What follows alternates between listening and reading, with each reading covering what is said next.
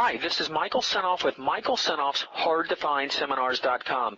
The title of this interview is called How to Be Positive Regardless. It's an interview with legendary cookie maker Famous Amos.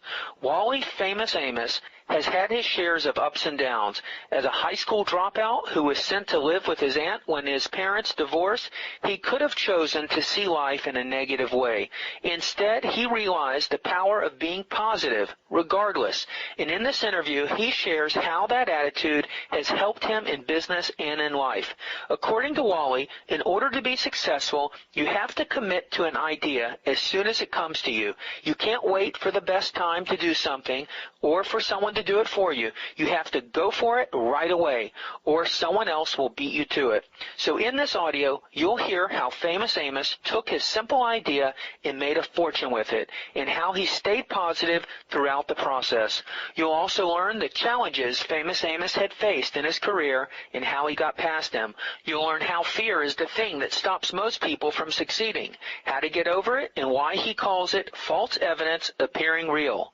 You'll learn what Famous Amos means when he says the only thing you can do on your own is fail, and how not to let your ego get in the way of your success. You'll learn how to live for today, control the things you can control, and stop worrying about the rest. You'll learn all about branding and why Famous Amos says you're always selling yourself regardless of whether it's your personal or business life.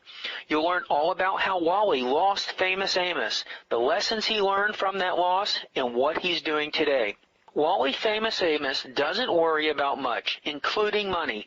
Even though he says you won't always know where the money's going to come from for your ideas, you'll know that no new money needs to be created for success. It's already out there in circulation. You just need to figure out how to get it to circulate your way, and stay positive that it will. And in this interview, you'll hear all about it. Now let's get going.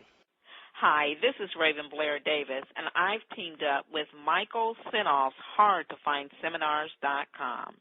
You are responsible for opening the world's, I believe, first store selling chocolate chip cookies. What inspired you to start Famous Amos Cookies? Well, first of all, I wanted to do something that I really loved doing, and I've loved chocolate chip cookies since I was 12 years old.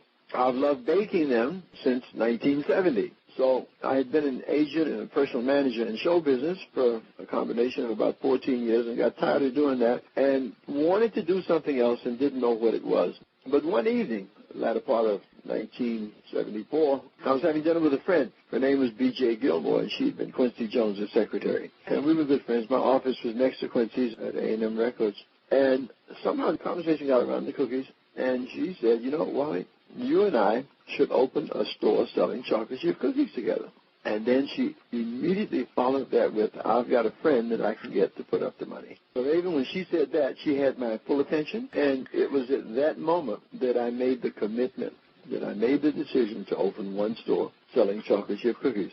BJ never found her friend, but I found mine, and Helen Reddy and Marvin Gaye and Marty Mogul. And in 5 months, I was selling cookies. Because I was motivated, I was inspired, I was excited, I was enthusiastic. All of those things create wonderful results, and I was selling cookies. Well, you know, I caught what you said at first. You said you made the decision, and it all starts there, doesn't it? It does. And I think that even more powerful than making the decision, what comes as a package deal is making the commitment. Commitment is I will. It's not I hope or I guess or maybe or I'll try. No, when you commit to do something, you say, I will do this regardless. And once you have that commitment in hand, nothing can stop you. I know starting out, there had to be a lot of challenges that you faced. So can you share with us how you got past any of the particular challenges that you found yourself facing? Every day was a challenge because I had never opened a retail store before. So for me, it was all a challenge. But I'll give you another definition of challenge. Challenge is just an opportunity for growth. When you confront what it is that is challenging you, you will go through it. And usually it's just getting past the fear. There is a friend who sends inspirational messages every day, and the message that I got today is so powerful. Can you share it? Yes, it was by, actually, Eleanor Roosevelt. This said, you gain strength, courage, and confidence by every experience by which you really stop to look fear in the face. The thing that stops most people is fear. They fear that they're not good enough. They fear that they don't know what they're doing. They fear that they can't do stuff. It's just one fear after another. When you confront that which you fear the most, you can't help but succeed because you do gain strength, courage, and confidence. But there's a great thing about fear also. The word actually says false evidence appearing real. What you fear doesn't exist, and if it does exist, it only exists in your mind, not in someone else's mind. So when you can grow beyond your fear and know that you can do anything that you set your mind to, regardless of your lifestyle, regardless of your education, regardless of your experience, but you are capable of doing whatever you think of, because if you couldn't do it, you never would have thought of it, because everything starts with a thought. And thank God for me that I didn't totally understand that at the time, but I've always been a relatively positive person. And I understood that I could open one store selling chocolate chip cookies. I had been baking cookies for 5 years, clearly. I knew how to make them, but I didn't know how to have a retail store. But it was just one thing after another. It's common sense. If you think about what you want to do, the answers will come. You know, if you start figuring it out, the answers will come. You can't sit back and say, well, I don't know how to do this. And then there's the thing, if people start calling everybody, asking them. I get so many people ask me how to do stuff. I don't know. I mean, I didn't know how to open a retail store, but I figured it out. I am a high school dropout. So most of y'all listening have more education than I do. So whatever it is that you want to do, you have to start, you have to just go do it. And don't let the economy bother you. Don't let anything stop you. Be positive regardless and move forward with your idea. That's the key, man. That's all I've done. That's all I continue to do. Any business, any idea that you come up with, how will it get done if you don't do it? We're going to wait for somebody else to do it? You're going to wait for your husband, your wife, your mother, your friends? You're going to wait for somebody to tell you when is the best time to do it? You're going to look at your astrological chart and see when is the perfect? No. The best time to do anything is when you get the idea. That is the only time. When you get the idea, that's the time to do it. See, here's the thing people don't understand. Ideas do not come to you exclusively. Ideas are just permeating the universe. When you tune into an idea, you're not the only one. More than one person can tune in to the ideas in the universe. So if you don't respond to them, someone else will. And then what will happen later when that idea becomes a reality in someone else's life? You'll say, that person stole my idea. You can't own ideas. If you don't respond to them, then someone else will. So that's why it's important to do it when you get the idea, because you're just one of maybe millions that got the same idea. See, you come in the world buck naked, you're going to leave buck naked. You will take nothing with you. You've never seen a U-Haul following a hearse. So the idea is to use yourself up while you are here. You know, don't be saving stuff because you're going to die and leave it. People got tons of stuff saved in self-storage places. And they die, and there it is. So the idea is do it now. Don't wait. Do it now. Best time in the world to do anything is right now. And you got to rely on some spiritual also. Because, you know, the reality is ideas come through you and not from you. They come from a much higher source than you, but they are channeled through you. So you are just a channel for ideas. And you want to be an open and clear channel to realize that there is a greater force in the universe than you and that all ideas come from that force. I think is a great secret to one being successful. But our ego gets in the way, and we want to believe that we're doing everything, and we can't do anything. The only thing you can do by yourself is fail. So you're going to need a team of people, and you're going to need God on your side. And God is always on your side. If you think that God is no longer with you, guess who moves? You. Yeah, amen. If I'm not mistaken, I think I heard an interview where you were sharing that your aunt used to make cookies. It was my Aunt Della that first made cookies for me. When I was 12 years old, my mother and father divorced. I was living in Tallahassee, Florida. They decided to go their separate ways. My mother went to Orlando to live with her mother. She sent me to New York City to live with Aunt Della, her sister. Now, that could be another negative. Well, I came from divorced parents. I can't do this. I can't do that. I'm not worthy. Blah, blah, blah, blah, blah, blah, blah. Nothing could be further from the truth. Your mother and father just decided to get a divorce. It's not a reflection on you at all. You know, you don't have to think that. You don't have to believe that. It's not true. You are still free to go and to live your life. I'm proof of that. I came from divorced parents. But I went to New York and lived with Aunt Della, who gave me lots of love, and who made chocolate chip cookies for me. How was I to know that 27 years later, when I was 39 years old, that I would open the world's first store exclusively selling chocolate chip cookies? You don't know. There are no facts on the future. You can't know where your life is going, and you can only live it one day at a time. Be your best every day. Prepare yourself for whatever may come. Education comes in handy with that. Education just prepares you to take advantage of all the opportunities that will come your way. Gives you a strong foundation. It gives you confidence also. And I made chocolate chip cookies. It was 27 years later that I was having a meeting in Hollywood, California, where I was living, with a client, a young lady named Sherry Summers. And she just made some cookies that she brought to our meeting. My God, they reminded me so much of Aunt Della. They were homemade cookies. I hadn't had any in ages. I said, girl, where'd you get these cookies from? And she said, with a little funny self, the recipe's on the back of the Nestle Toll House chocolate chip package. As soon as the meeting was over, Raven, I went and got me some chocolate chips, and I'll be darned if she wasn't right. There was the recipe. That started my journey with chocolate chip cookies. I made them for 5 years, gave them away to friends, gave them away at meetings, and became well known for making really great tasting chocolate chip cookies. As they say, really, the rest is history.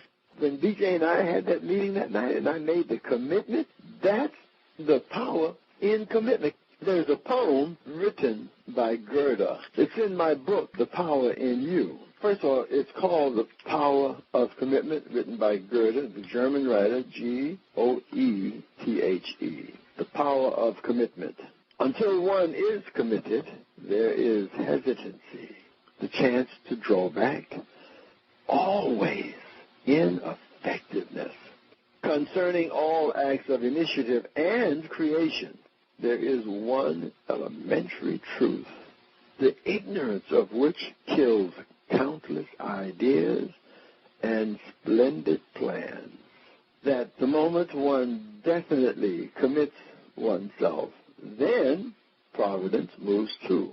All sorts of things occur to help one that would never otherwise have occurred. A whole stream of events issues from the decision, raising in one's favor all manner of unforeseen incidents and meetings and material assistance which no one could have dreamed would have come his way. Are you in earnest? That's asking, are you really serious? Are you really committed? And seek this very minute whatever you can do. Whatever you can do or dream you can. Begin it. Boldness has genius, power, and magic in it. Only engage and the mind grows heated. Begin. Folks, begin now, and then the task will be completed. That's a powerful piece. If you know that that's the way life is, if you know that you are the cause and effect of everything in your life, then it's not unbelievable. The thing also, it works every time. So commitment worked for me 34 years ago when I started Famous Amos. Commitment also worked for me 4 years ago when I started a company in Hawaii called Chip and Cookies, ChipandCookie.com. We got 2 retail stores here in Hawaii, and we sell cookies online. This is my original cookie. This is my personal recipe. This is the same recipe that made me famous.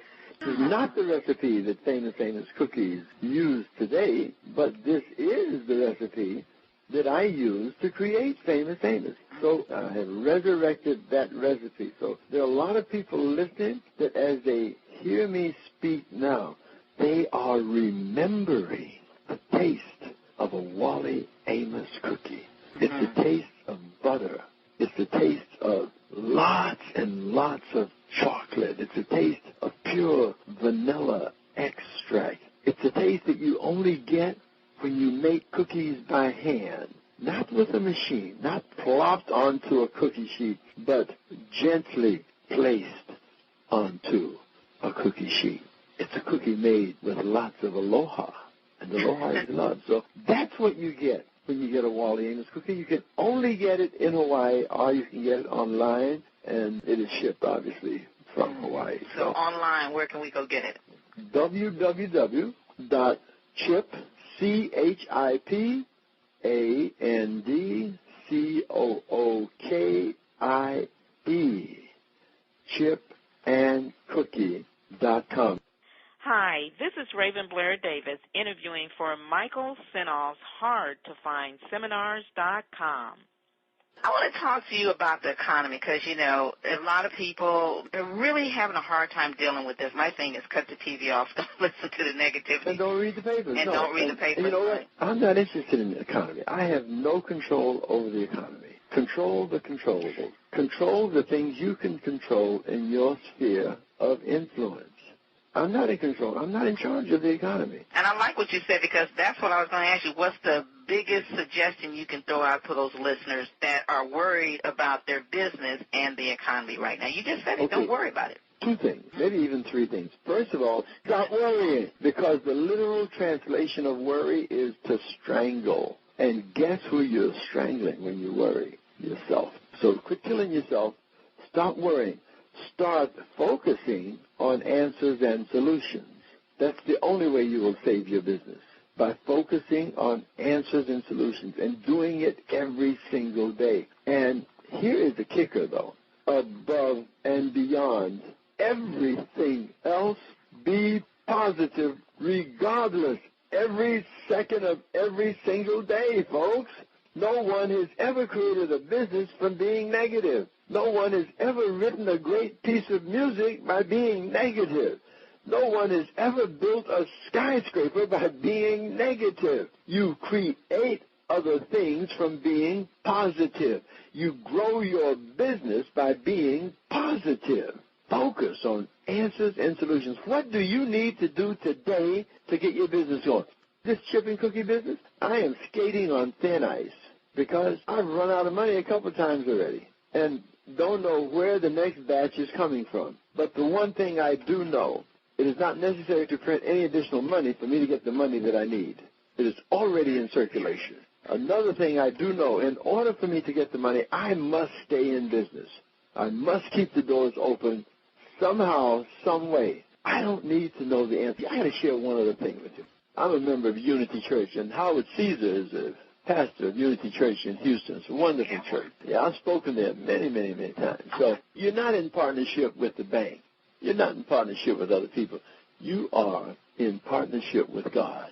Here is a daily word from May 9th, 2007. It's called Let Go, Let God. In partnership with God, I live from the understanding that greater good is possible. Dear God, I feel your presence in this moment of contemplation, becoming still and releasing concerns of yesterday and thoughts of tomorrow. I experience the ease that comes from thinking only of you. In this state of restful meditation, I renew my faith in your spirit to bring order, peace, abundance, and wholeness to all outer conditions. There is nothing in this universe that exists outside you. Thank you, God, for healing, protecting, and guiding me and those who are dear to me. I release and let go more completely so that I may experience your presence even more fully, living from the understanding of our partnership. I know greater good is possible. The daily word is always inspired by Scripture. This from the 2 Samuel, 22nd chapter, 33rd verse. Who is a rock except our God? The God who has girded me with strength has opened wide my path. You know, who do you trust? Who do you put your faith in? That's what I want to know. Because if it's not God, whatever your interpretation of God is, and everyone has their own interpretation, but you got to believe in something greater than yourself. That's where the answers come from. As I said, the answers come through you. They don't come from you. They come from a higher source. Many of us call that higher source God. Some call it Buddha. It doesn't matter what you call it, but it is critical to believe that there is a higher source in the universe. That's where you have to put your trust. That's where you have to put your belief system. I need to just share one other thing, because, I just said a key word, and that key word was trust, because trust is really, really, really important. Who do you trust? Trust is deeper than faith. Trust is more powerful than faith, because to trust is just to give up everything, totally, to just jump off the cliff knowing that you're wearing a parachute even though you can't see it. That's trust, okay? So here is a book I read called Streams in the Desert. It's a wonderful little book of daily prayers. And this one was from December 15th. And it just repeats itself every year. The word trust is the heart of faith and is the Old Testament word given to the infant, our early stages of faith. The word faith conveys more an act of the will, while the word belief conveys an act of the mind, our intellect. But trust is the language of the heart. The words faith and belief refer more to a truth believed or to something expected to happen. Trust implies more than this, for it sees and feels, and it leans on those who have a great, living, and genuine heart of love. Therefore, let us trust also in Him. All through the delays, in spite of all the difficulties, and in the face of all the rejection we encounter in life, and in spite of our feelings and evidence to the contrary, and even when we cannot understand our way or our situation, may we still trust also in Him, for He shall bring it to pass. The way will open, our situation will be changed, and the end result will be peace. The cloud will finally be lifted, and the light of eternal noonday will shine at last. Trust and rest when all around you puts your faith to stringent test. Let no fear or foe confound you. Wait for God and trust and rest. Trust and rest with heart abiding, like a birdling in its nest, underneath its feathers hiding. Fold your wings and trust and rest. I had to tell you something. That's beautiful. I was talking with my bookkeeper earlier, who comes in every Tuesday and Thursday, and we are really short on cash. And yet the opportunity is becoming larger than it's ever been since I started this company 4 years ago. And I needed something to remind me, something to bring up my strength. And talking with you and being reminded of these pieces of material that I read frequently but not for some time has just fortified me.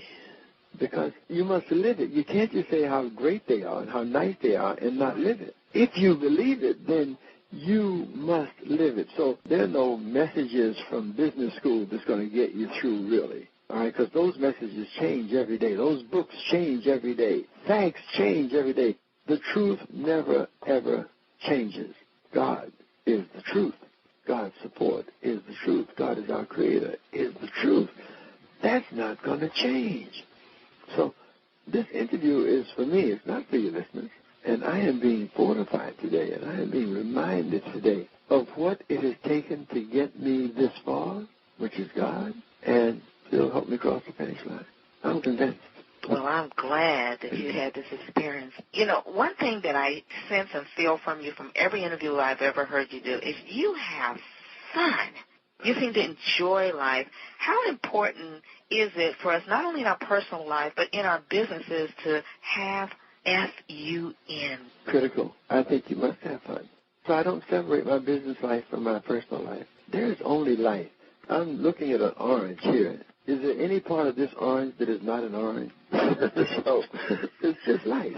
There are certain segments, certain aspects of life, but it's all a part of the whole. And so whoever you are needs to be lived through all of it. But fun is really, really, really critical. Obituaries always list the year you were born and the year you died, separated by a dash. 1900-1996. When you were born or when you died is not nearly as important as what you did in between, what you put in your dash. What have you put in your dash? The older I get, the more fun I want to put in my dash. If it's not fun, I won't do it. If it's not fun, I cannot do it. There's a great quote by Mark Twain that says, I do not like work even when another man does it. Those thoughts are from my book, Watermelon Magic, Seeds of Wisdom, Slices of Life. And all of this stuff is available on my website, too, at chipandcookie.com. So it's not only about cookies. It's about food for the soul, food for the mind.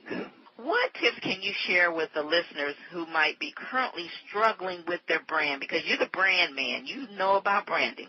Well, what I always do is I brand myself. Everything that I do revolves around me. And that's not to be egotistical, but I am the central point of activities that I am involved in. So, in a sense, I'm always promoting Wally. But I think that's true of most people who own a business. You are promoting your business. And who better to promote your business than you? And you're selling yourself. I don't care what product it is you're selling. You're always selling yourself. You're selling your credibility. You're selling your integrity. You're selling your ideas. But it always revolves around you. So that's all I do. But it is important to be consistent, to be congruent in what you say, in what you think, and in what you do. Also, I think one of the basic things that you need to succeed in business, in life, is people need to like you. No one will buy a product from you if they do not like you. So you need to kind of square things with yourself before you do anything else.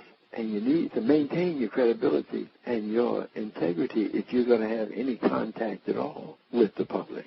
And then above and beyond that, you really do need a quality product for sustainability. You can't keep a business going on smoke and mirrors. There has to be a product. There has to be a product with substance, with quality, that people can use, that people wish to purchase. It's pretty basic, really. You got to mean what you say, and you got to say what you mean. And be authentic. Totally. Key word now is transparent. I've written 8 books. I can't be any more transparent. See right through me because all you got to do is read one of my books. I've had thousands of interviews, but every time I'm interviewed, it's the same message. It might not be the exact same words because there are a lot of ways of saying the same thing, but the message is always the same. I am consistent with my message. I am a positive person. I am known for being positive. I'm known for being kind and loving. I'm known for being fun. So that's what you get when you purchase a Wally product, be it a beautiful watermelon aloha shirt, be it one of my books, be it a chip and cookie doll, be it a chip and cookie book, be it a chocolate chip cookie, a chocolate chip with macadamia nut cookie. It doesn't matter what it is. You're purchasing a piece of Wally, and it's real. You know what, Wally? I think I had read or listened to an interview where you talked a little bit about your experience once you lost Famous Amos. And one thing that you said was you forgot that it was a team. Tell us more about that. Well, it's all teamwork. When I started Famous Amos, I totally understood that I was just one person, and a lot of people helped me found that company. Because the only thing you can do by yourself is to fail. Failure is self-induced. But if you want to have a success of any kind, to any degree, then you will absolutely need to have other people working with you. I knew that going in. I often saw myself as a conductor. A conductor is nothing without skilled musicians in each chair capable of playing their instruments.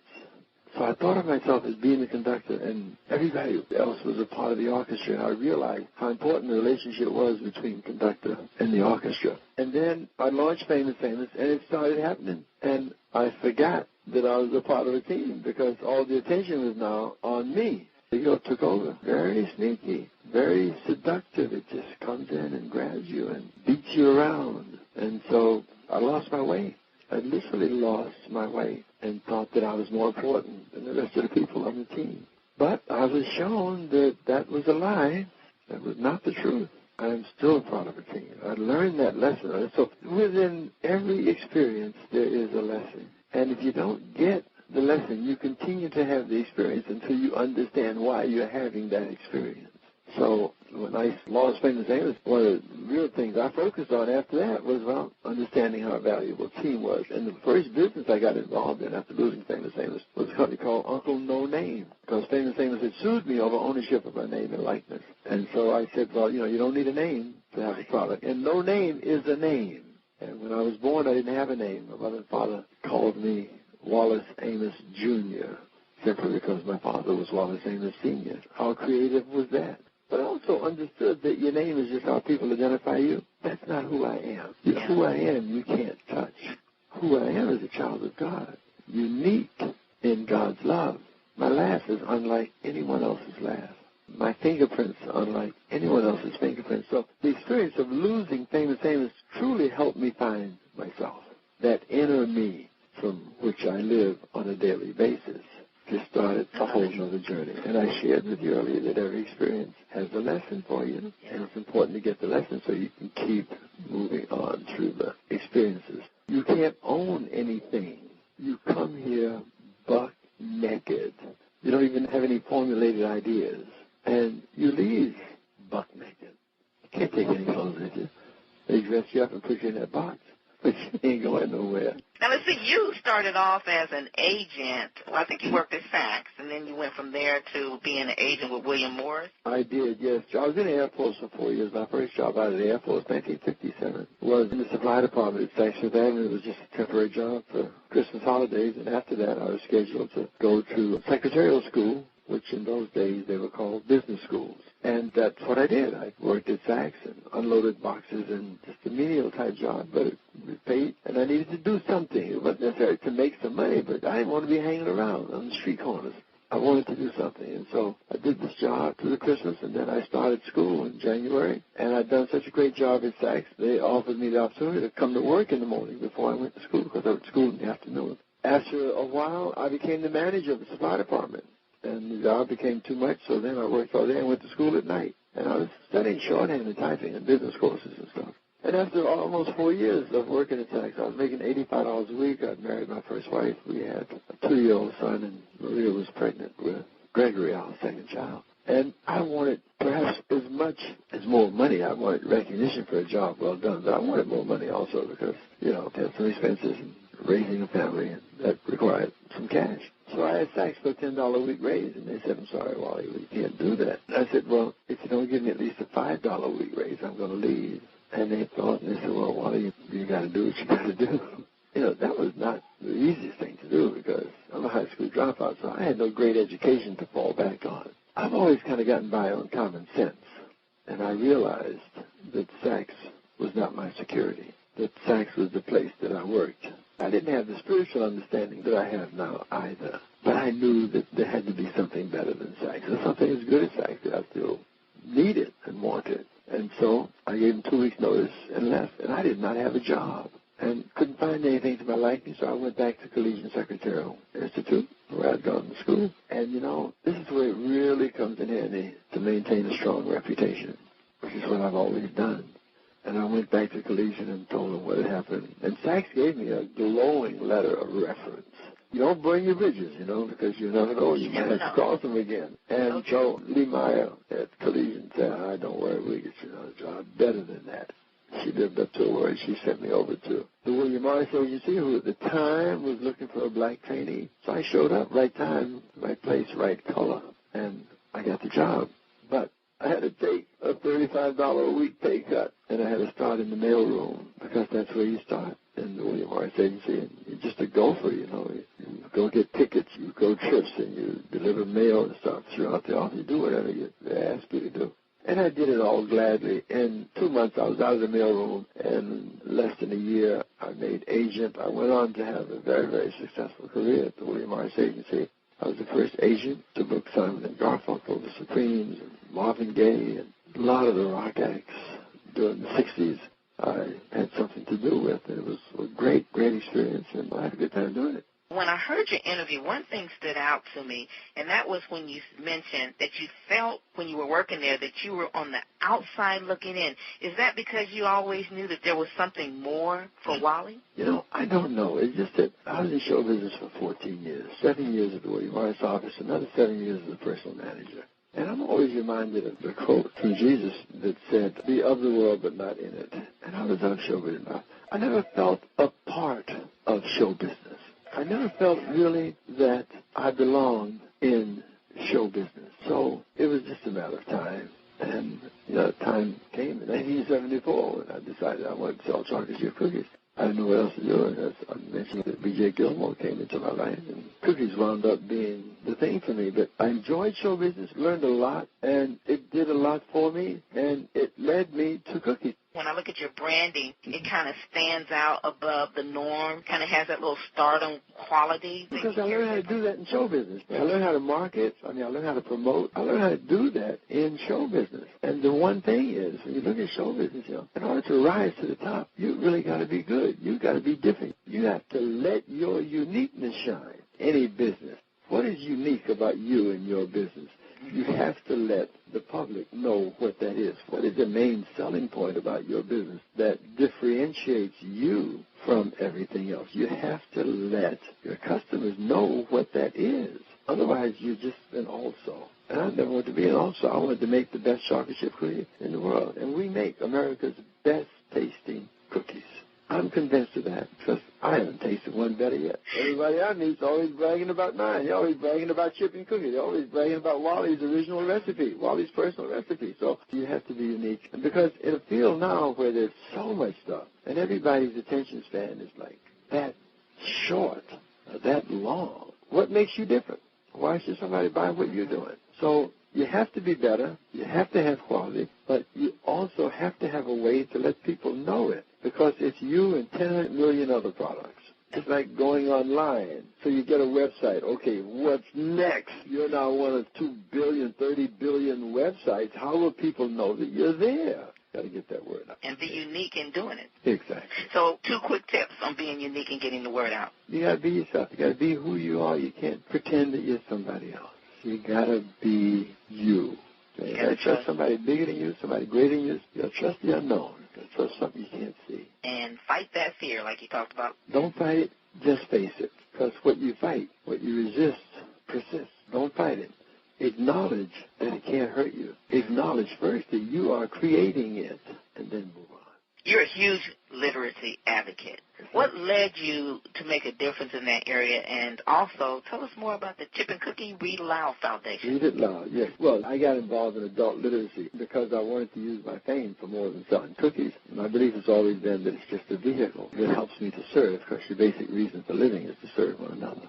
I discovered Literacy Volunteers of America in 1979, volunteered to become their spokesperson, and for about 24, 25 years did exactly that in every possible way, and met a lot of friends, made a lot of friends, and just had a great sense of love and doing something that was very worthwhile. In time, I discovered that trying to get rid of the problem of adult illiteracy is a huge one that we're not really making any headway in. But maybe a way to do that is to create generations of young people who can read and who love reading. And the best way to do that is by having parents read aloud to their children. So my wife Christine and I, we formed the Read It Loud Foundation in our effort to encourage parents to read aloud to their kids, to promote the importance, the values, and the benefits of reading aloud to children. And we'll donate 10% of the profits from our company once we become profitable. And so that's my commitment. That's my passion now. And I'm working to make some money with Chip and Cookies so that I can do more good by promoting reading aloud. And we're well on our way because in October, Read It Loud will launch a national campaign in partnership with the Library of Congress, with the U.S. Postal Service, and with eBay, PayPal, and 5 million parents that will commit to reading aloud to their children for 10 minutes a day from birth through 6 years old. Promote reading aloud. If you've got kids, read to them. If you don't, then find somebody else's kids to read to. Go to daycares. Go to kindergartens. Go to places where there are young people that maybe don't get read to, and read to them. But everybody can start talking about how important it is to read aloud to children. So that's what I want everybody to do. We're going to create this groundswell of awareness. The post office on our launch will send out 143 million postcards because every day they go to 143 million addresses. And there's more than 143 million people at all those addresses because many of them have multiple people. Businesses could have thousands of people, you know. So we want everybody to know how important it is. eBay will design our website for us, and they will power this Read It Loud website. But you can also go to readitloud.org. You can get some information on how important it is to read aloud to your children. But if you do have children, by all means, please read aloud to them if they're young children from birth to 6 years old. It is so critical for you to read to your children. Please do. Please do. Final comment for our listening audience. Love is the answer. You got to love yourself. You love all those that are a part of your life. And just be the best you can. Be positive regardless. Positive regardless. Yes, yes, yes. Well, thank you again for another amazing interview, Wally Amos. For more interviews like this, go to hardtofindseminars.com.